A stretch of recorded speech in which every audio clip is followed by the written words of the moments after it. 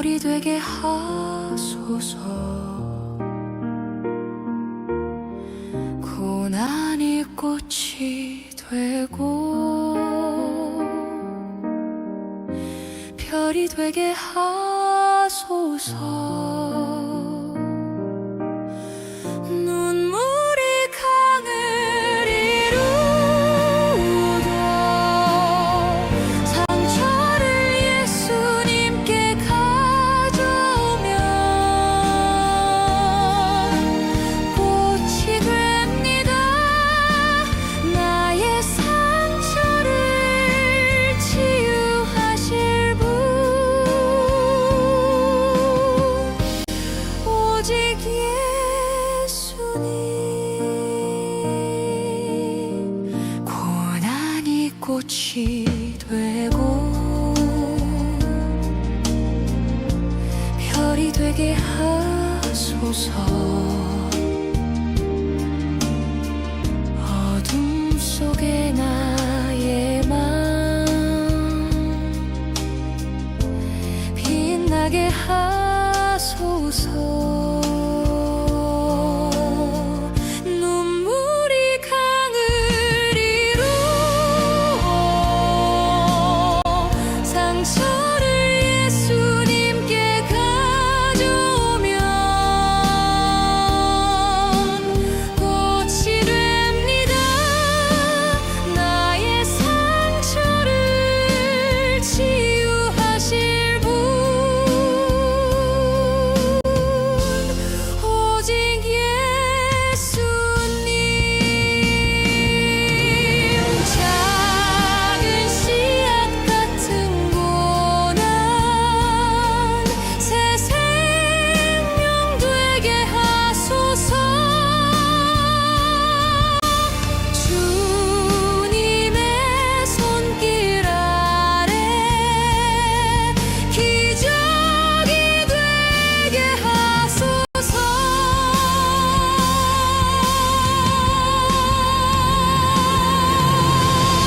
낙심의 무게도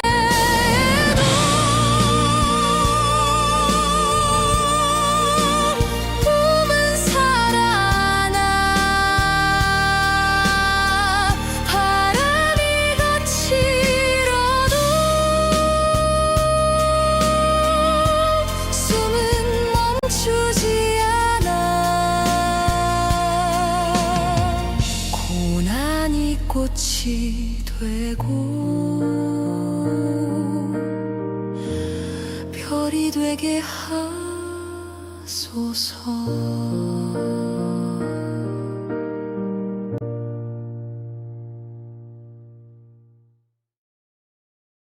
감사합니다. 2026년 7월 15일 수요 기도회입니다. 잠언 15장입니다.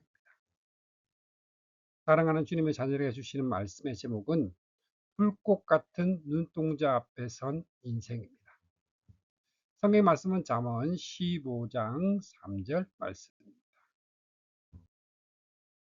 사랑하는 성도 여러분, 기도의 등불을 밝히기 위해 모인 여러분 모두를 주님의 이름으로 환영합니다. 자, 오늘 우리는 잠언 15장의 말씀을 통해 우리 삶의 구석구석을 살피시는 하나님의 시선 앞에 우리 자신을 비추어 보려고 합니다. 오늘 우리가 함께 나눌 말씀의 제목은 불꽃 같은 눈동자 앞에 선 인생입니다. 당신의 마음과 입술은 안녕하십니까? 오늘의 말씀은 잠언 15장 3절입니다. 여호와의 눈은 어디서든지 악인과 선인을 감찰하시느니라. 한 어린아이가 방 안에서 홀로 장난을 치다가 어머니가 가장 아끼는 꽃병을 깨뜨렸습니다. 아이는 당황하여 깨진 조각들을 침대 밑으로 급히 밀어 넣었습니다.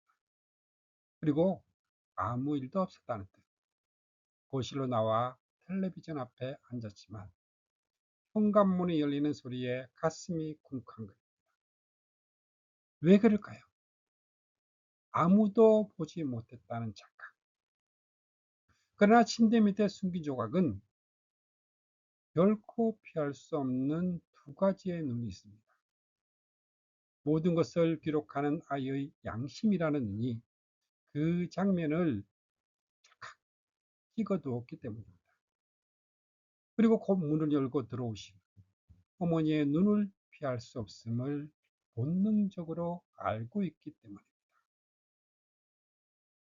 사랑하는 성도 여러분, 신앙생활의 본질은 하나님이 보고 계신다는 의식입니다. 호람되어 하나님 앞에서입니다. 오늘 말씀 3절은 여호와의 눈은 어디서든지 악인과 선인을 감찰하시느니라 선언합니다. 지켜봄, 겉으로 드러난 행동과 결과만 확신하는 시선은 도덕적인 가면으로 속일 수 있습니다. 감찰은 단순히 지켜보는 것을 넘어 중심의 동기와 숨겨진 의도까지 낱낱이 파악하는 시선. 우리는 종종 사람의 눈을 의식하며 도덕적인 가면을 씁니다. 하지만 하나님 앞에서 어떠한 가면도 통하지 않습니다. 잠언 15장은 우리 인생의 가장 중요한 두 영역인 입술과 마음이 하나님의 시선 앞에서 어떻게 드러나야 하는지를 말씀하고 있습니다. 오늘 하나님의 시선 앞에 드러나는 세 가지 영혼의 지표, 이 지표를 통해 우리 영혼의 상태를 진단해 보겠습니다. 출력, 입술, 생명나무인가 영혼을 꺾는 칼인가? 중심, 마음, 하나님이 기뻐하는 제사인가?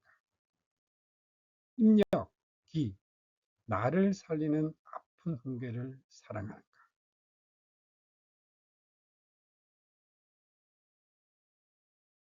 첫 번째로 언어의 지혜.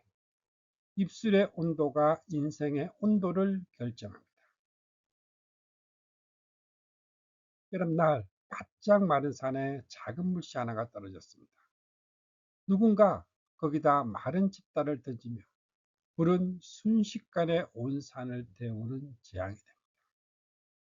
하지만 누군가 조용히 다가가 물 한 바가지를 끼얹으면 그 불씨는 흔적도 없이 사라집니다. 1절의 말씀처럼 같이 한번 봅니다. 유순한 대답은 분노를 시게 하여도 가격한 말은 노를 격동하느니라. 우리의 가정과 교회 공동체 안에서도 이런 일이 비일비재합니다.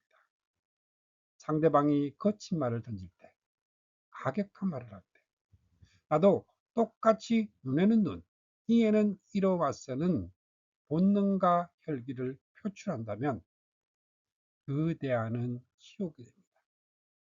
하지만 그때 누군가 온유한 언어로 유순한 대답으로 반응할 때 마귀가 틈타는 분노의 불길은 연쇄 반응은 사라져듭니다. 지혜자이여 기도로 여가된 온유함은 분노를 끄는 영적 소화기요 공동체의 온도를 조절하는 능력이 있습니다. 생명나무가 되는 입술입니다. 자, 왜 성경은 4절 말씀에 온순한 혀는 생명나무이지만 폐역한 혀는 마음을 상하게 하느니라. 나무는 그 뿌리로부터 수분을 끌어올려서 잎을 내고 열매를 맺습니다. 뿌리내림. 하나님께 깊이 뿌리내린 언어는 죽어가는 사람을 살리고 절망한 자에게 소망을 줍니다. 반면 폐악한 혀는 마음을 상하게 합니다. 여기서 상하게 한다는 것은 영혼을 부러뜨리고 으스러뜨린다는 뜻입니다.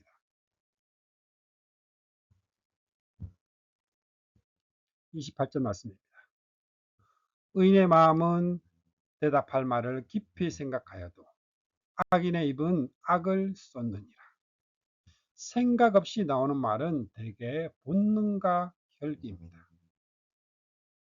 때에 맞는 말, 기도로 여과되며 하나님의 시선을 의식하며 깊이 생각한 대답은 듣는 사람에게 형언할 수 없는 기쁨을 줍니다. 우리의 참된 생명나무는 바로 예수 그리스도입니다. 주님은 주님은 자신을 모욕하는 자들을 향해 똑같이 욕하지 않으시고 오히려 십자가 위에서 저들의 죄를 용서하여 주옵소서 기도하셨습니다. 그분의 유순한 대답과 중보의 언어가 우리를 죽음에서 살리셨습니다. 우리가 그리스도 안에 거할 때 우리의 거친 입술은 비로소 누군가를 살리는 생명나무의 가지가 될 수 있습니다. 오늘 당신의 입술을 거쳐간 말들 중에 누군가의 마음을 으스러뜨린 말은 없었습니까? 3초간 침묵을 해보십시오. 화가 치밀어 오르는 순간 하나님이 내 입술을 보고 계신다는 사실을 기억하며 3초만 침묵해 봅시다.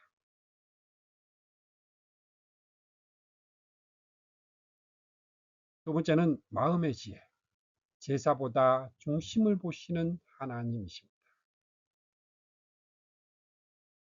여기에 두 사람이 예배 자리에 앉아 있습니다.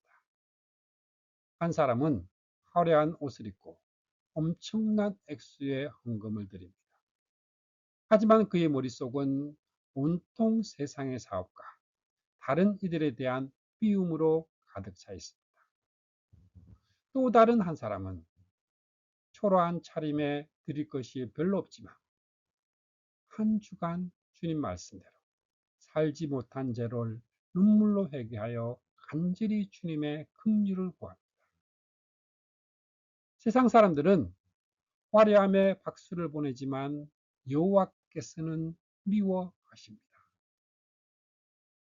8절 말씀은 선언합니다. 악인의 제사는 여호와께서 미워하셔도 정직한 자의 기도는 그가 기뻐하시느니라.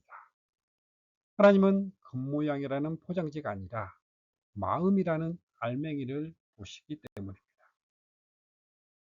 11절 말씀은 악건입니다. 스올과 아바돈도 여호와 앞에 드러나거든 하물며 인생의 마음이에요. 스올과 아바돈까지 깃들어 보신 하나님의 시선 앞에서 가장 어두운 곳까지 비추시기에 우리의 은밀한 생각과 감정은 숨길 수 없습니다. 눈물로 회개하며 주님의 긍휼을 구하는 초라하지만 정직한 자의 기도를 주님은 기뻐하십니다.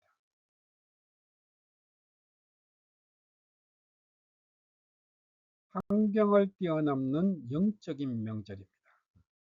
하나님을 경외하는 마음을 가진 사람은 환경에 지배당하지 않습니다. 13절과 15절 말씀을 보십시오. 먼저 13절입니다. 마음의 즐거움은 얼굴을 빛나게 하여도 마음의 근심은 심령을 상하게 하느니라. 15절입니다.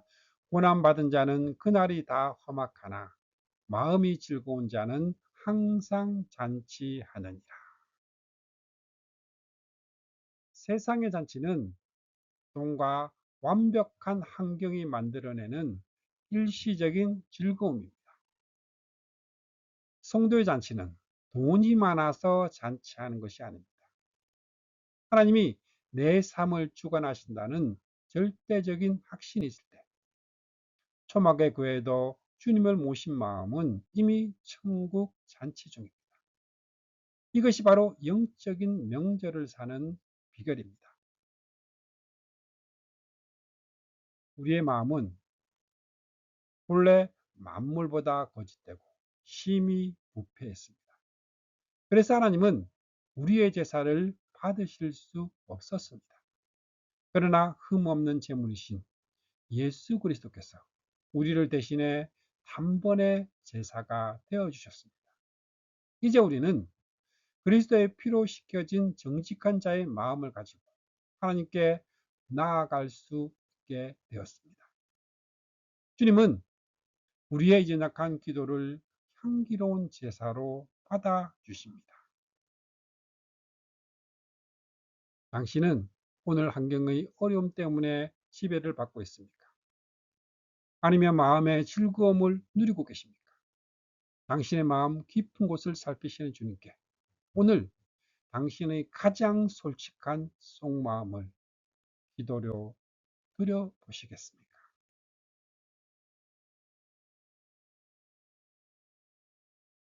세 번째는 훈계의 지혜입니다. 책망을 달게 받는 자가 존귀에 이른다. 한 환자가 몸 안에 자라고 있는 암 덩어리를 발견했습니다. 의사가 칼을 대어 그것을 도려내야 한다고 말합니다. 거부한 환자, 수술칼을 원망하며 병원을 뛰쳐나간다면 어떻게 될까요? 그 환자는 결국 죽게 되고 10절의 말씀처럼 영혼을 파괴하게 됩니다. 수용하는 환자, 고통스럽지만 의사의 칼날을 믿고 몸을 맡기는 환자는 살아납니다. 지식과 생명을 얻습니다. 자존심을 찌르는 하나님의 말씀과 믿음의 지체들이 주는 권면은 나를 공격하는 무기가 아닙니다. 그것은 내 영혼의 암덩어리를 도려내는 바로 생명의 메시지입니다. 32절 말씀입니다. 훈계받기를 싫어하는 자는 자기의 영혼을 경히 여깁니다. 견책을 달게 받는 자는 지식을 얻느니라. 누군가의 충고를 무시하는 행위는 남을 무시하는 것이 아니라 사실 자기 자신을 파괴하는 행위입니다. 반면에 31절처럼 좋은 소식을 듣는 귀는 지혜로운 자, 그 지혜로운 자 가운데 머뭅니다. 겸손은 종기의 길잡이이니라. 지혜의 마지막 결론은 33절입니다. 같이 한번 봅니다. 여호와를 경외하는 것은 지혜의 훈계라.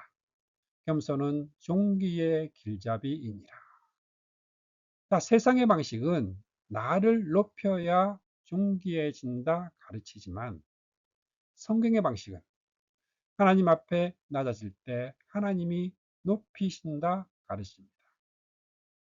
징계를 달게 받고 자신의 부족함을 인정하며 하나님 앞에 낮아지는 길, 우리를 영원한 존귀로 인도하는 유일한 길입니다. 참된 생명나무이신 예수 그리스도입니다. 우리의 연약함을 완전함으로 바꾸신 주님의 세 가지 지혜는 먼저 입술입니다. 십자가 위에서 중보의 언어로 자신을 모욕하는 자들을 향한 유순한 대답, 그들의 죄를 용서하여 주옵소서. 마음, 단번에 완벽한 제사, 흠없는 제물이 되시어 우리의 부패한 기도를 향기로운 제사로 바꾸십니다. 마지막으로 겸손입니다. 죽기까지 복종하심, 세상 가장 낮은 곳으로 내려가심으로 하나님의 지극히 높은 이름으로 영광 받게 하십니다. 우리가 주님의 가르치심을 듣고 낮아지는 법을 배울 때 우리도 주님과 함께 그 영광의 자리에 참여하게 될 것입니다.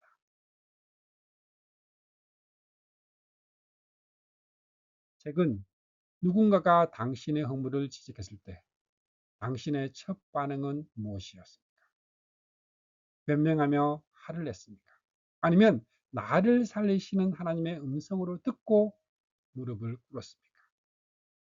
당신은 진정으로 존귀를 얻기 위해 오늘 내게 주시는 하나님 책망 앞에 무릎을 꿇으시겠습니까?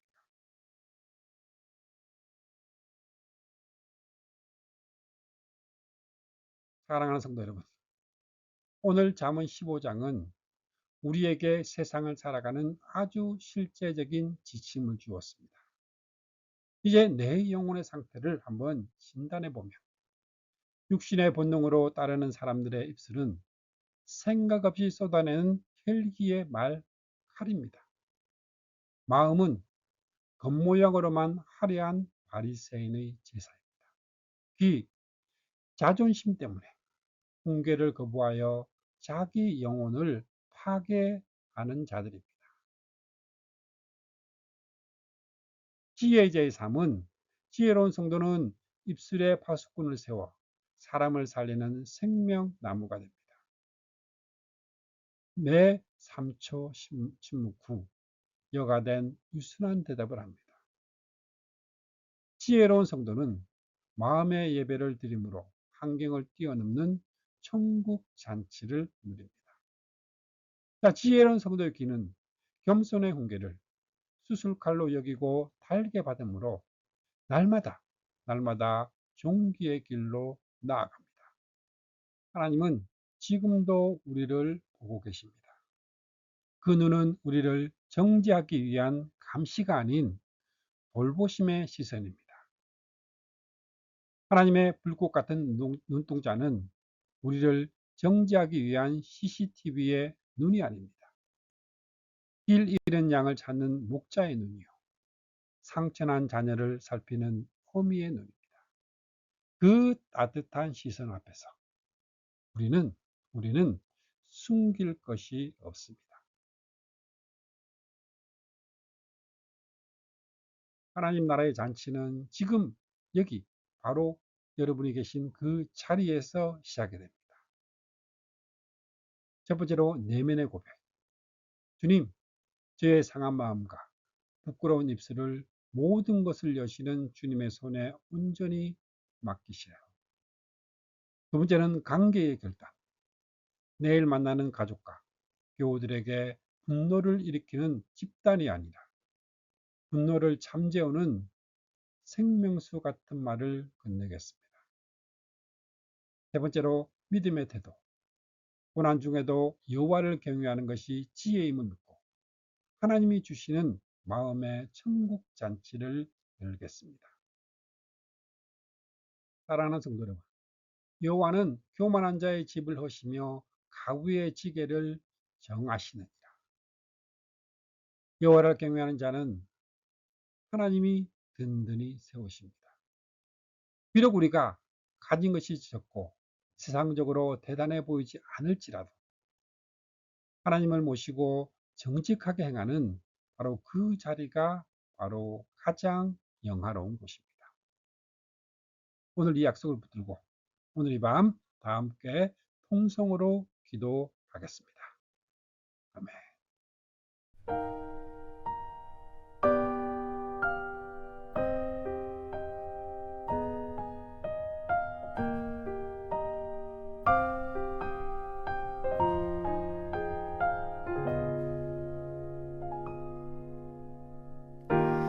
그분의 뜻대로 날 이끄시네. 그분의 뜻대로 날 만드시네. 그분의 계획에 날 맡겨드리네. 그분의 시간을 난 기다리네. 그의 뜻대로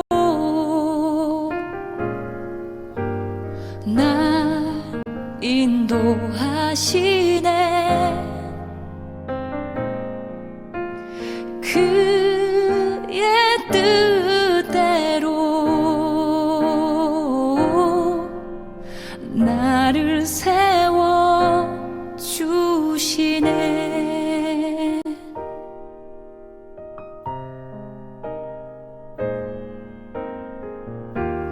그분의 뜻대로 날 이끄시네.